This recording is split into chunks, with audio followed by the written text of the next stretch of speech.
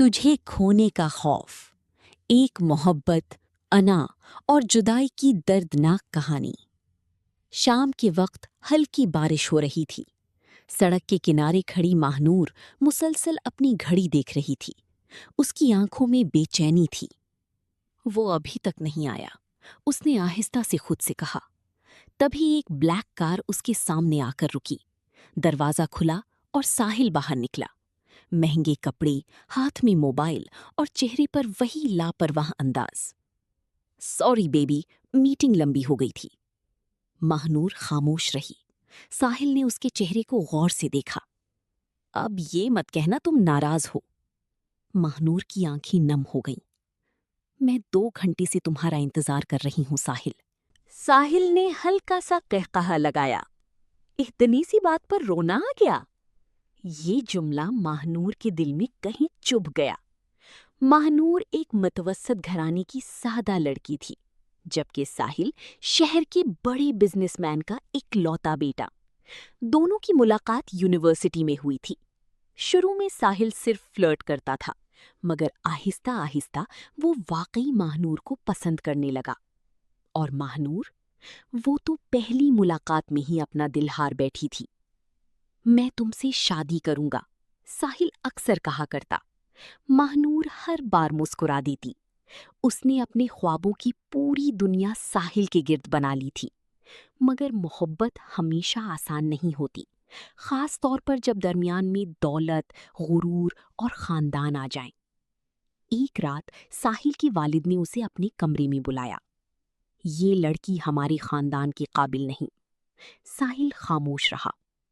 तुम्हारी शादी वजीर साहब की बेटी से होगी। लेकिन डैड, मैं महानूर से मोहब्बत करता हूं। उसके वालिद गुस्से से बोली।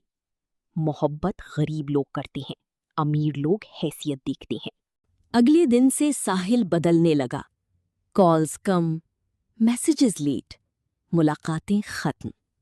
महानूर हर रात रोते हुए सोती, मगर फिर भी खुद को यही समझाती, वो मुझसे मोहब्बत करता है, शायद मसरूफ होगा। एक दिन सोशल मीडिया पर एक तस्वीर वायरल हुई। तस्वीर में साहिल एक खूबसूरत लड़की के साथ खड़ा था। महानूर के हाथ कांपने लगे। उसने फौरन साहिल को कॉल की। ये सब क्या है? साहिल कुछ लम्हे खामोश रहा, फिर बोला, डैड चाहते हैं मैं उससे शादी करूं।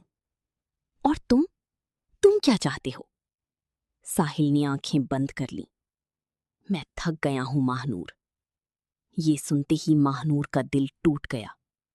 उस रात पहली बार उसे महसूस हुआ कि कुछ लोग मोहब्बत तो करते हैं, मगर निभा नहीं सकते। चंद दिन बाद साहिल की मंगनी हो गई। पूरा शहर इस तकरीब की तस्वीरें देख रहा था, और दूसरी तरफ महानूर अपने कमरे में बैठी खामोशी से रो रही थी। उसकी मां ने उसके सर पर हाथ रखा। बेटा, कुछ लोग हमारी किस्मत में नहीं होते। महानूर फूट पड़ी। अम्मी, मैंने उसे सच्ची मोहब्बत की थी। इधर साहिल भी खुश नहीं था। मंगनी के बाद उसकी जिंदगी अजीब सी हो गई। न सुकून, न खुशी।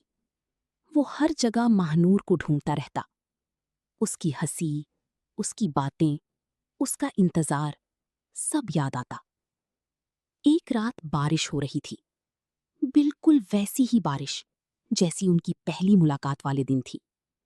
साहिल नशे की हालत में गाड़ी चला रहा था। उसकी आंखों में आंसू थे। मैंने उसे क्यों खो दिया? अचानक सामने से आने वाली ट्रक की तेज रोशनी उसकी आंखों पर पड़ी, और फिर एक जोरदार आवाज। जब साहिल की आंख खुली तो वो अस्पताल में था। उसके हाथ पर पट्टियां बंधी थीं। डॉक्टर ने धीमी आवाज में कहा, आप बहुत लकी हैं। मगर साहिल जानता था, वो सब कुछ हार चुका था। कुछ हफ्तों बाद उसे मालूम हुआ कि महानूर शहर छोड़ चुकी है। कोई नहीं जानता था वो कहाँ गई। साहिल हर जगह उसे तलाश करता रहा, मगर बहुत देर हो चुकी थी। 2 साल बाद एक दिन साहिल एक बुक स्टोर में गया। वहां उसकी नजर एक नॉवल पर पड़ी। नाम था तुझे खोने का खौफ, मुसन्निफा महानूर। साहिल के हाथ कांपने लगे। उसने फौरन किताब खोली। पहले सफ़े पर लिखा था, कुछ मोहब्बतें अधूरी होकर भी पूरी लगती हैं। साहिल की आंखों से आंसू बहने लगे। उसे पहली बार एहसास हुआ, मोहब्बत छोड़ने वालों को नहीं, निभाने वालों को याद रखती है।